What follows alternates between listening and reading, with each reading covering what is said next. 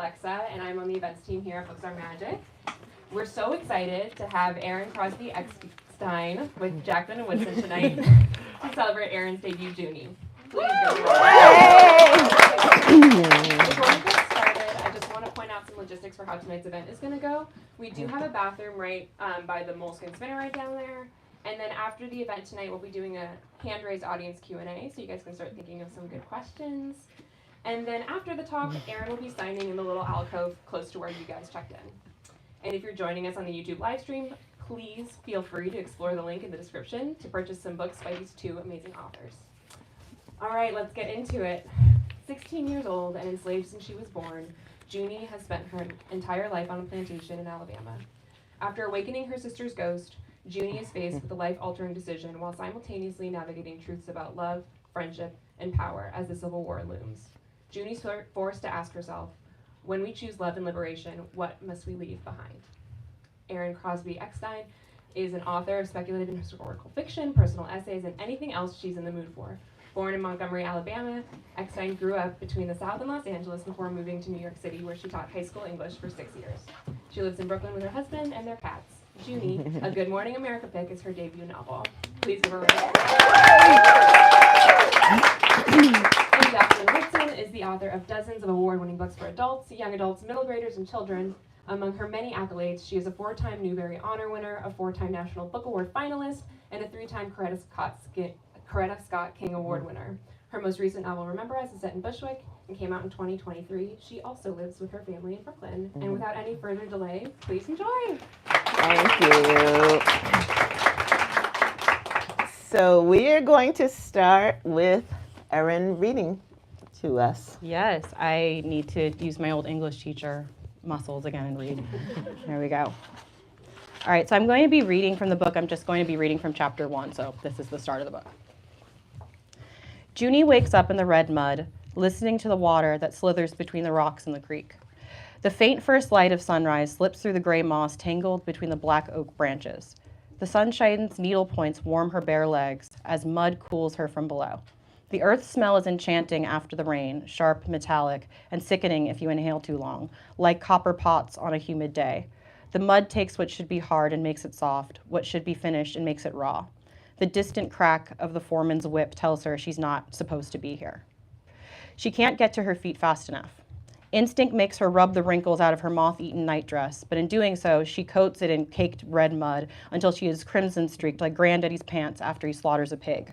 The whip cracks again. There is no time to fix it. August humidity swarms her like yellow jackets. She runs, trying to ignore the pounding in her head and the stinging in her bare feet from stepping on cracked twigs and pointed rocks. The woods are thinning out now. She can see the field and the sun through the gap in the trees. She holds her hand up, measuring the sun's distance from the field line. It sits on the horizon like a freshly cracked yolk. And on days as hot as this one, the McQueens won't wake for breakfast until the sun's at least a half hand above the horizon. She has to make it to breakfast. She can't be late for breakfast. She promised Bess she'd help with the laundry, and knowing Bess, she's been out since before day. It's another mistake, another lapse, another failure. Junie starts running again. Belrain Plantation, owned by the McQueen family, is stripped bare to make room for the cotton fields, but the woods that frame the edges stay thick up to the banks of the Alabama River. She memorized these woods as well as anyone can memorize something alive enough to change, where the best blackberry bushes grow for Aunt Marilla's cobbler, the squeal the squirrels make when the hawks start circling, the creeks that sprawl like veins from the river, which hide the best skipping stones. Belrain is the only home she's known in her 16 years. Sometimes when she's running, she imagines that the branches and roots bend, allowing her to slip through like they know her too. The whip cracks again, this time too close to be the foreman. Someone else is in the woods. It's still too far to the cabin for Junie to make a run for it. She can't stay on the ground. She has to get out of sight. She searches for a branch low enough to catch and hauls herself up onto the nearest oak tree, wincing as the bark cuts into her clammy palms. She climbs past the layers of Spanish moss until the spider webs of dried plants hide her from the rusty forest floor, then leans her weight onto the trunk and covers her mouth with her blood-speckled palm. She's done some foolish things in her life, but falling asleep out here has got to be one of the worst.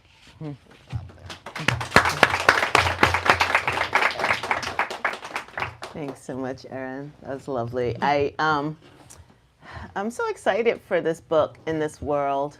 at this time. So congratulations on Junie as your debut. And I think I'm going to start my questioning, since you introduce us there, to the land. And since your main character, Junie, has such a deep, rich sense of the geography of the place that she's in, of Belgrade. Talk to me about the land in the book, about that space, and about your inspiration for it. I don't know Alabama at all. And, you know, from the woods to the water to the, you know, to the big house to where the field enslaved people are. Like, I got such a rich sense of it from reading the book, and it just made me feel like you had a deep knowledge of it. I did. So my family is from a small town in Alabama called Casada. And Casada is right on the river. So I spent so much of my life in this little town that was a bunch of fields and pushed kind of up on the river. And so I just spent a lot of my childhood like literally in the dirt in that area. My granddaddy and I used to grow watermelons and like all kinds of stuff in this field out there. So I spent a lot of my childhood just like literally in the dirt in Alabama. So I think a lot of the descriptions of the setting and the place really do come from like a real place of me thinking about a space that I have spent so much time. I was not myself running around in the woods in the middle of the night. My grandparents used to do that. They told me that. Wow. But I did not personally do that. So it was definitely very much rooted in actual experiences and really like places that I've genuinely been. Wow. So Junie's a big tree climber. Were you a tree climber, or your grandparents? No, not at all. My main tree climbing experience I can remember is that I climbed a tree and absolutely fell out hard, very badly. My mom is nodding. She remembers this. I'm not athletic in any way. I did the tree climbing because I really wanted Junie to be someone who was so integrated into that environment and into nature. And I wanted her, I guess, to have some skills I really, really don't. So in terms of the Alabama of your childhood, has that changed a lot?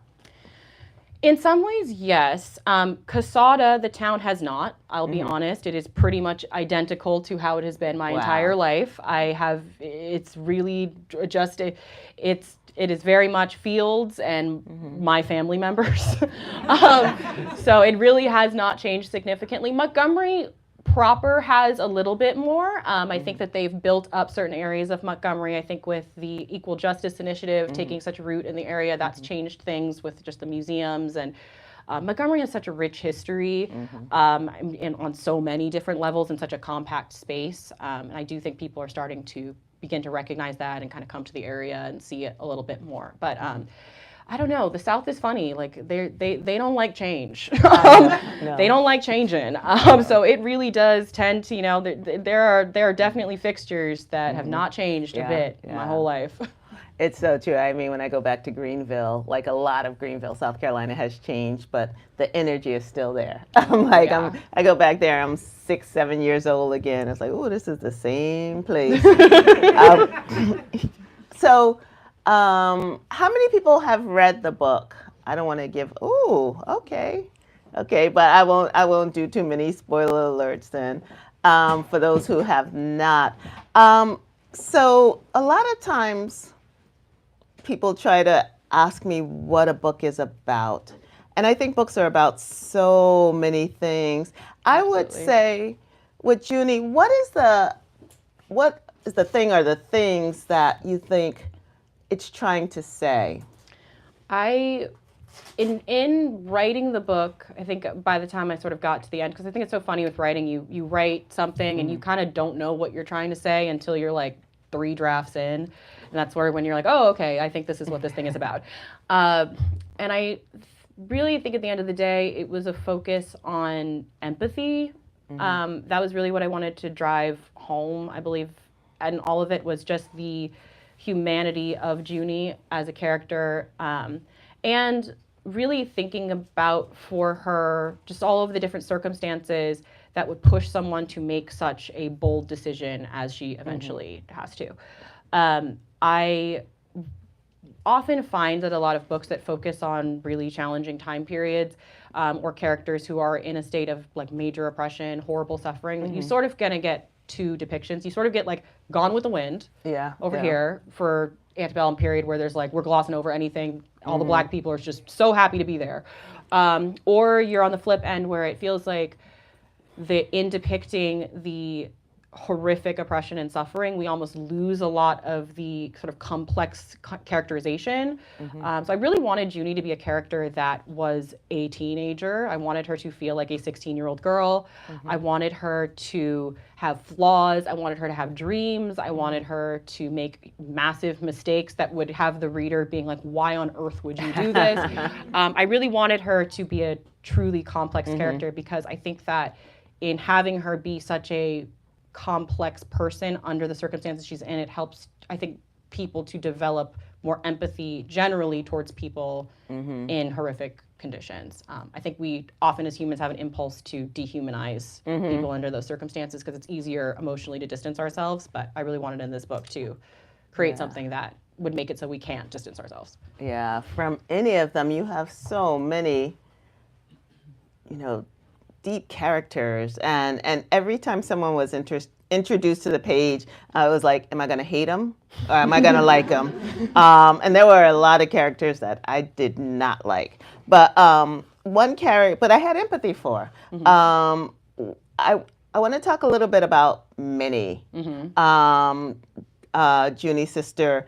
I didn't read anything before reading the book. I didn't read any flap copy or any reviews or anything. So I was like, oh, Jake, a ghost. And then the description of her is at once austere and beautiful and terrifying.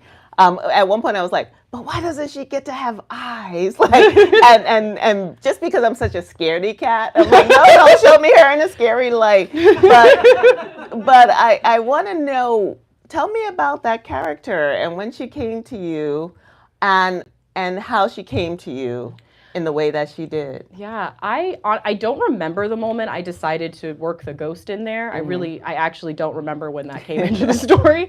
I've always loved magical realism. I've always really enjoyed ghost stories, or how do I put this? I'm a total scaredy cat, actually, about real scary stuff, but I really like ghosts in books. So I wanted to work that in there because I just think ghosts are so interesting in stories. I love how they represent liminality. I think I love how they can serve as these sort of tangible concepts for all these ideas of grief and rage and all these different concepts. And I wanted Minnie to really do that. And I think in terms of why she looked the way she did, what it most evoked to me, I wanted her to really like evoke fire, basically. So as the story went on, I think I really wanted her to feel like she was this sort of like burning presence, and that would change as the novel went on from her being sort of this like light, gentle, like kind of a dull smolder over time to like growing as things go on. And yeah, I don't know why that was where my brain went when writing her, but that was just what I sort of landed on. And thinking about what I wanted her to look like. I didn't want her to, because I did spend a lot of time thinking about like, okay, what kind of ghost are we working with? Like, is she just a straight up, like, look like a human and then all of a sudden you realize she's not? Or is this gonna be like a silvery, weird mist situation? I was like, no, I wanna do something different. I want her to have a little bit more of this like rageful energy. And it's great the way, I found myself thinking, don't let her fade away. Get these things found before, because I didn't want her to fade. And when her fire started fading, and then coming up, I thought that was great. I was very invested in her. I'm thinking about enslavement, obviously, because this book, and that was another thing. I was like, I don't want to, be back during this period of time, especially given the period of time that we live in now.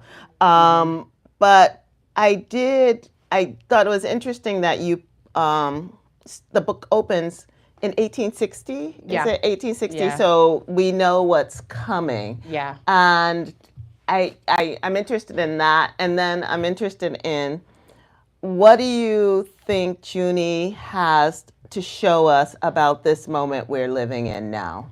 Yeah, I think in terms of the choice to set it when I did, it's because Junie is loosely based on an ancestor of mine, who we refer to as my grandma Jane. She's my grandmother's grandmother's grandmother, way, way, way back. And she actually, the reason I chose that time frame is because it lined up with her own personal story. So I knew from the beginning it was going to take place sort of at this moment of right before the Civil War is going to start, because I knew I wanted it to reflect that particular ancestor. Although with Junie, it's funny because we don't really know anything about Grandma Jane's life when she was enslaved. We only know things about her once she was out. And so in a lot of ways, writing this book was me sort of thinking about what may have pushed this ancestor of mine to do what she did, and to get where she ended up going. And that ended up being a lot of what I was thinking about. I think thinking about our times today, I think that in this book, it comes down to, I've had a lot of thoughts about this that I've been kind of going back and forth with. I think there's a lot to it with thinking about liberation within this book, thinking about at times the necessity for liberation, even and also thinking about the moment I wanted this book to be complex in its thinking about this idea of freedom, and also what we have to leave behind in some ways in our pursuit of a better life, in our pursuit of freedom, in our pursuit of liberation. And I think that there's definitely things to think about nowadays with regards to some of those themes and the book. But I also think it kind of goes back to the empathy piece as well. I think that, we all watch horrific suffering all the time. Unfortunately, we live in the social media era. There's a lot of things that come through our phones that we see, and I think that there's an impulse often to, once again, kind of look away, or in some ways to dehumanize on a certain level because we can't imagine that person is like our mom, or is our sister, or is someone who has dreams, or who has these kind of complexities in the same way that we do. But I think that this book, my hope with this book is that it encourages everyone to remember that even in our times, once again, we need to remember the full and complete humanity of all people. I think that's the big thing. Thanks for that. So you have a scene in the book where Mr. Taylor and his sister come to the home because the drunk master, head of household, whoever he is, wants his daughter to marry into this family and change the kind of economic landscape of the family. Can you talk a little bit about that, and also talk about the choice to show the scene between Mr. Taylor and Caleb? Yeah, definitely. That was a big one when I chose to write that scene, but that we get kind of early-ish in the book. It's like early, middle-ish in the book, because I wanted 15. to really dig into just how deeply normalized violence was in the time.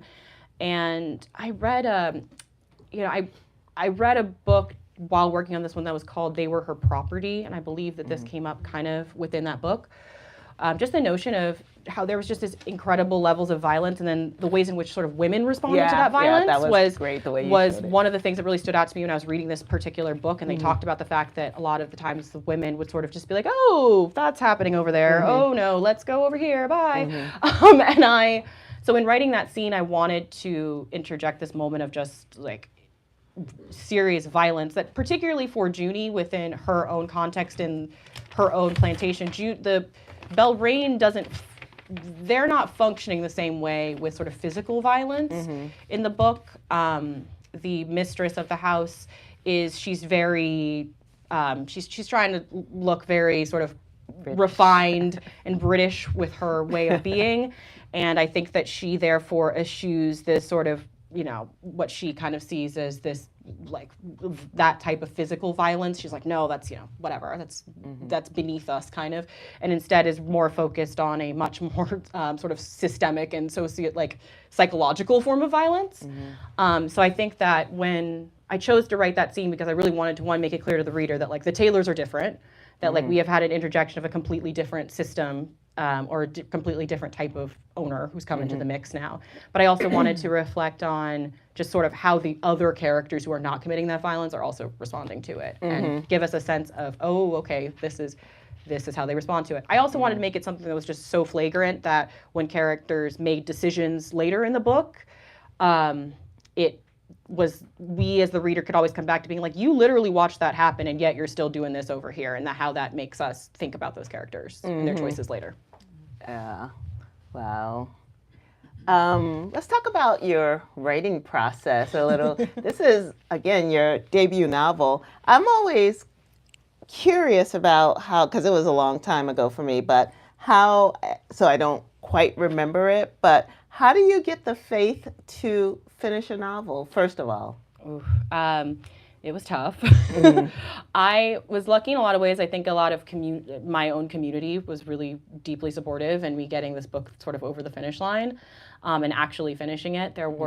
I started this book in 2018 and I got the initial idea. I joined a writing class, and in that writing class, I sort of workshopped it, brought it forward. I had this lovely writing group here in Brooklyn who were very inspiring and helping me just have some accountability to keep it going.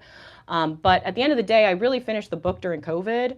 I was teaching online, and it was just, there was a period of time where it was me and my cat in my apartment, and that was it. And so I sort of was like, well, there's quite literally nothing else to do. This is my moment. This is the time to, if I'm gonna have the time to write a book, this is it. This is the moment that we got to do it. So I think that it really came down in a lot of ways to just that isolation that pushed me to get this thing done. And it sort of, as much as the world of Junie is not a nice world to inhabit necessarily, I do think that in some ways it was a form of mental escape to just kind of spend my time just imagining things and writing and focusing on that instead. I think that was a big piece of it. Then the editing got really interesting when we eventually went back to school.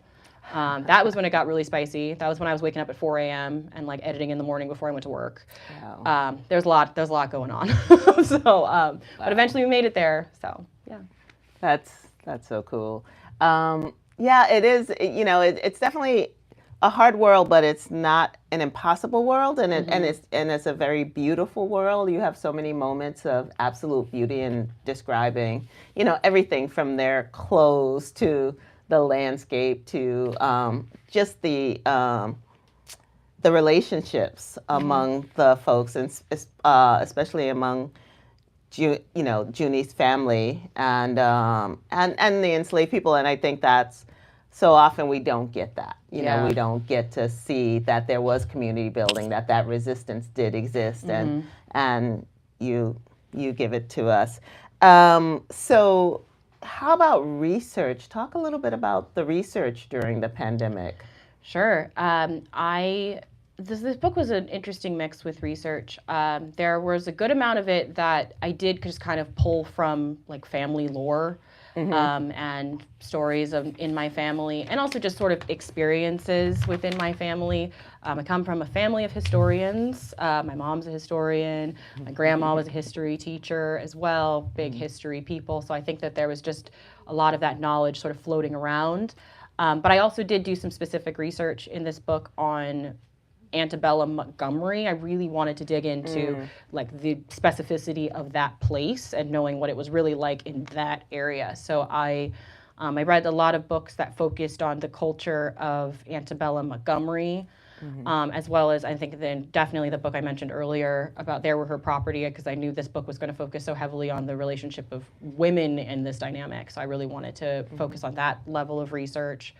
I also did a lot of just kind of reading other books, other fiction books that were either set during this time period in some way or another. So I read like the vast majority of Gone with the Wind because I was like, let's go see how I definitely don't want to do this. But I went and I read the vast majority of Gone with the Wind during this time. I think when I was working on this book is when I first got into Octavia Butler. There were a lot of different sort of stories I decided to read then to also get a sense of, like, well, these other writers have done a fantastic job with this time period, and these are the things that they found and that they used. So I kind of relied on a mixture of, these incredible writers who've come before me, as well as my own experiences, as well as sort of specific research here and there to fill in the gaps.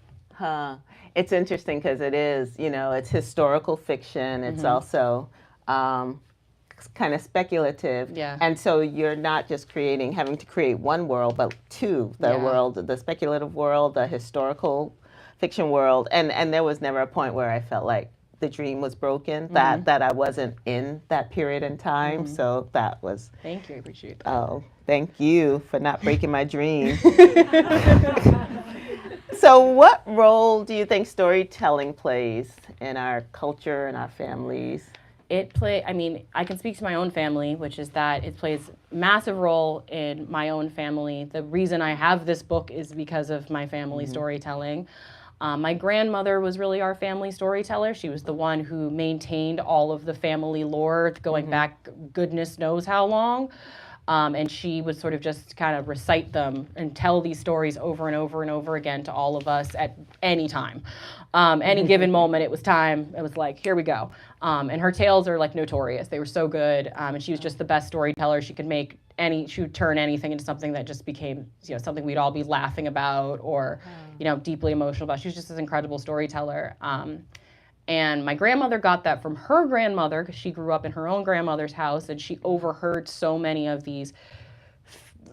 Her bedroom was right off the kitchen, and so she would pretend to be asleep at night, but she would actually be sitting up in her bedroom listening to all the adults talk. So she would just be basically like eavesdropping on the adults and like getting all the tea on whatever was going on. Oh my goodness. So then that's how she also kept up a bunch of different family information. So I feel so lucky because I've grown up in this family that really maintained our family history in this very sort of like traditional oral way.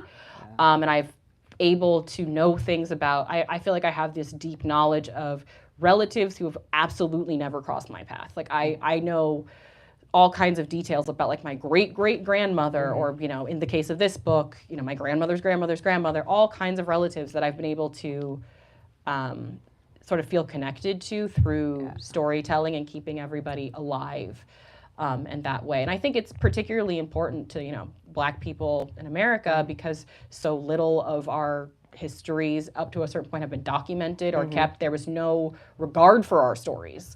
I think that they didn't, there was no regard. Anyone besides us. By anyone besides us, exactly. Like nobody was keeping that going. And so as a result, I think that's why the oral storytelling is so important and meaningful. And now that I've gotten older, and now that my grandmother's gone, like having those stories has been so invaluable. It's like this, treasure trove of information that I can sort of, we can kind of go back to and you're remembering. And I think it also really changed for me too. I grew to understand why my grandmother told stories the way she did so much more once she passed, because I grew to understand that she was telling the stories to keep the people that she missed alive. And I get that now in a way I didn't before. Wow. Yeah. It's so interesting that, because your grandmother stayed in Alabama, right? She lived all over the world. So my grandparents had a crazy life.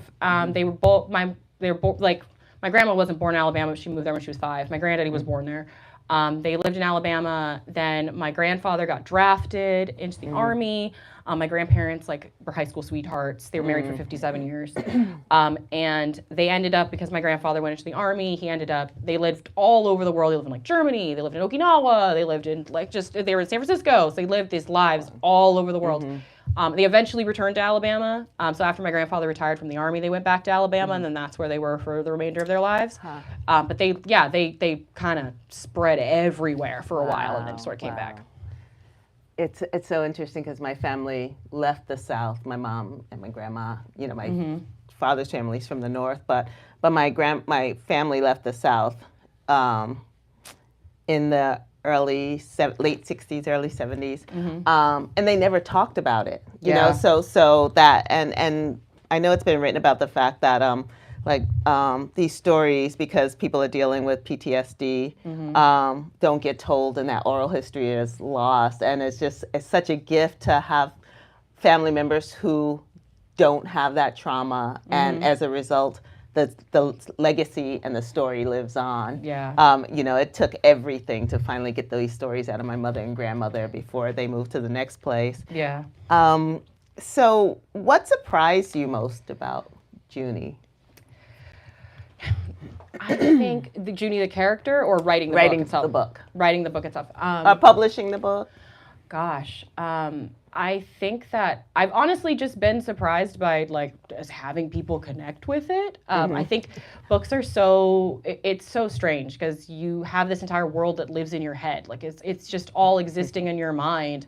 And so it's been this so surreal and like deeply fulfilling, but incredibly surreal to all of a sudden have people who are like, this book is so meaningful to me, or to feel so connected to it. And for me, it was like I wrote this out of my own. It's felt incredibly personal. It's like it's my family stories. It's like this very insular little place that no one has really been except my family that I'm focusing on. You know, Alabama's always felt so funny to me because I lived so much of my childhood in Los Angeles. I've lived my entire adult life in New York, but I was always going back to Alabama, and it was like there's this whole section of my life that so many people in my life just never saw me in, or never knew about, or never had any real connection to. And so it felt like in writing this book, I sort of like opened up this whole world of my childhood and all these people and the culture and the space where so many people in my life had, never really been a part of.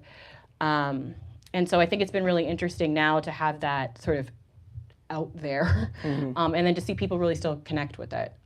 It's been really meaningful. Well, thank you for sharing it with us. I am so excited for Thank this you for book reading in the it. My goodness. So now we're going to open this up to questions from y'all. Is someone going to take this microphone, or do we not need it? Oh, if you just repeat the question. Okay. Okay, we'll do repeats. Nothing you can ask Erin is wrong, right? There we go. I finished it last night, so I feel it's very fresh in my mind. Of all the different, very close relationships within it, Junie and Violet, Junie and Caleb, there are a number of them you could choose from. Which pairing was the most challenging for you to get down on, to get into, and to put into the book? So the question is, which of the sort of pairings throughout this book was the most challenging for me to get into and write? I would probably say that's a tough one.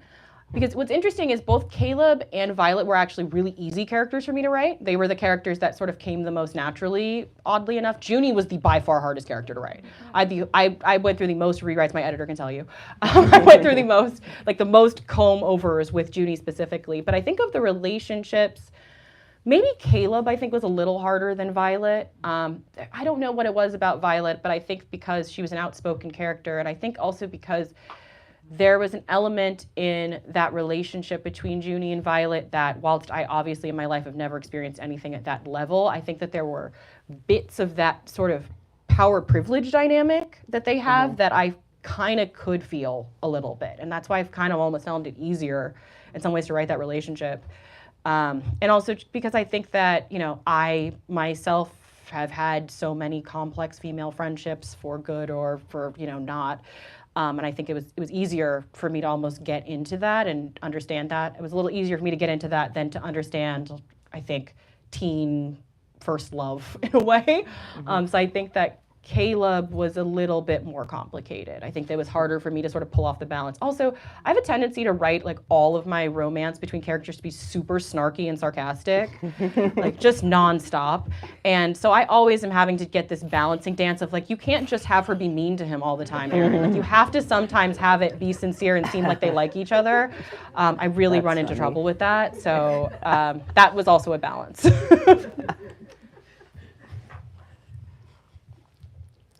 Other questions? I loved how you incorporated literature and books and reading into your story, and they would quote from the books, real books that so many of us have read, and poetry and all that. How did you come up with that idea? Well, so the question is, how did I come up with the idea of kind of weaving in so many other texts into the story and making the book as intertextual as it is?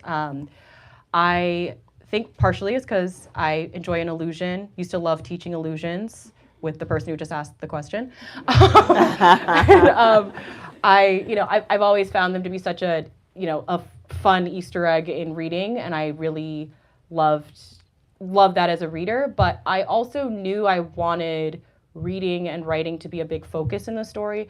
Initially, I really wove that in there because I wanted it to feel connected to my own family, in the sense that my grandmother was such a reader. We're all such big readers in my family, and we all are so kind of woven into literature ourselves that I felt like that was a little way of bringing some of that into the story, even though the actual Grandma Jane couldn't read. But I wanted to bring that in there. And I also find it fun to sort of use the book these books that they loved as a jumping off point to better understand them. That, the things that they love what they love to read really tells us a lot about their characterization. I have a whole dynamic in this book of the dynamic between the fact that like Junie is a Jane Eyre girl, but Violet is a Wuthering Heights girl. Yes. And that being meaningful to their characters. That to me was just like so fun to play around with and get to sort of be in conversation with these other books and pull those little bits in. It's honestly just fun for me as a writer. That's so cool. I love that too. There's a question right there. Are there ways in which your teaching impacted the story or the characters or the writing? 100%. So the question is, how did my teaching impact my writing in any way, and the stories or the characters? And I would say yes. Junie herself is a 16-year-old girl. Several of the other major characters are teenagers. I spent all of my time around teenagers. And I did actually spend a lot of time really thinking and wanting to have my characters reflect some of the realities of the teenagers that I taught. The way I thought about it is that these social expectations of teenagers have obviously changed a lot since this time period, but the brain chemistry of teenagers has not changed since this time period. And I know teenager brain chemistry. So I really wanted to make sure that they reflected this. I wanted these characters to reflect the sort of sponginess of teenagers that I love, the way in which teenagers are can be so open to ideas and new concepts, and they're at this point where they're mature enough to begin to get the world, but they're still open to developing their feelings on it. They're not totally locked down yet. And I also wanted to weave in a lot, my own students is, one day they love you, the next day they hate you, the next, then they come back to your room and they're sitting there and they're eating lunch with you. Like I wanted there to be that, what's reflected in teenagers, just the fact that there's the flippy floppiness, the moodiness, the earnestness at weird times, but also the snarkiness and also the horrible risk-taking behavior. I wanted them to really reflect teenagers. So I do actually think that my experience, not only being a teen, it was less than even my being a teenager. It was more the fact that I was around so many teenagers that really helped me with writing this character. Oh man, you just need a standing ovation for that, being around those teenagers. So, like, I would say like 25% of this room right now are actually people who are constantly oh around man, teenagers. thank you. What music were you listening to or inspired by? Wow, thank you so much for that question. So the question is, what music was I listening to or inspired by in this book? So when I actually write, I tend to listen to the music. I listen to classical music from the time period. So I generally am listening to things that are like the fit for the time. So I try to listen to, because I can't listen to stuff with words when I'm writing. It's way too distracting. It just totally throws me off. So I generally am listening to a lot of classical. I think a lot of the sort of classical music references that come up in the book were probably because they popped up on the playlist that I was listening to. And I was like, I really like this one. Let me just work it in there. In terms of the more like vibe level of the book, when I write, this is still true, I also keep what I call a vibes playlist, which is the vibes playlist is songs that are not things I would listen to, but they're songs that I think fit the like emotional levels. They're songs I find inspiring to the content that I'm writing. And so for this one, what was I listening to a lot? I mean, the problem is I listen to like the same like 4 artists over and over again in my life, so it's not even that exciting. But like, I think what was I really connected to on Junie and listening to? I think there was a good amount of, well, honestly, when I was writing this book, it was when folklore came out. I think I was listening to that a lot at the time. I think that was a big one because I was just on a lot. Thank you so much to the people. I was listening to that a lot at the time. I think I got into Phoebe Bridgers the year I was working on this book, so that's probably another one. Yep, and a lot of people are nodding. And I think, gosh, what else were really big inspiration? Honestly, yeah, those are the first things that come to mind. But I kind of need to go back and look at my Spotify playlist. We gotta go digging and find out. See what's on the playlists. Other questions? I think we have time for one more. Yes. Can you reflect a little bit on Alabama, as and the license plate says Alabama the Beautiful, and I think this comes out in your book. Is that back to what you said early on? It's a beautiful landscape. Cotton fields are beautiful, but you look out on that beauty and the shock of knowing historically that it was the site. These were places that were the site of such ugliness and horror, and how you mixed those elements in the book. So the question is, how did I mix together the elements of sort of the beauty of the Alabama landscape with the horror of what was going on there? And that actually was a big focus I had in writing this book, was the juxtaposition of how beautiful Alabama can really be with just how horrific the actual actions were. Because myself, that's one of the things I'm always the most struck by when I'm in Alabama and have been my whole life, is just how gorgeous it is. Alabama, you just get this, like, you will never see a sky so big. It's just this, like, enormity of sky that you see everywhere, these beautiful trees. The river is so gorgeous. There's just, like, so much beauty in the landscape of Alabama. I have a line in the book, I think it's right at the end of chapter 1, where it says, "Only a real fool could see beauty in a place like this." That was kind of the crux that I had throughout writing the book, was this idea of Junie herself as a character who, despite circumstances, keeps persistently seeing the beauty in the place that she is, that she is so focused on constantly finding the glimmers of beauty where she is, even through these just horrific circumstances. And a lot of what sparks her initial choices in this book is the fact that she doesn't want to leave where she is because she loves the place so much, that she's so integrated into that environment that it's not even about necessarily, it's somewhat about the people, but it's also really about the place for her, and not wanting to be taken somewhere that's going to take her away from sort of the beauty of that place. But it was really important to me to kind of get down that juxtaposition of just these, gorgeous rolling cotton fields, but, like, what does that mean? Or this sort of beautiful red dirt, but in the ways in which the fact that there's this beautiful red dirt also kind of combines with just sort of the literal, like, blood of what was going on in these places. That was really important to me, actually. It was something I thought a lot about, was that juxtaposition. Wow, it is so beautiful. I think we are going to wind down. Thanks so much, Erin. Wait. I got everybody's questions, right? We're good? We're good. Thank you, Erin. That's a beautiful Thank book. you so much. That's great. Well, keep it going. Thank you guys so much for coming and for reading and the amazing talk. My coworkers, if y'all turn around, are going to point to where Erin will be signing, this little alcove that's sort of hidden. And then for everybody who's still with us in the live stream, please visit the link below and buy books. We have some of Jacqueline's books at the front too, if y'all here want to buy some other books.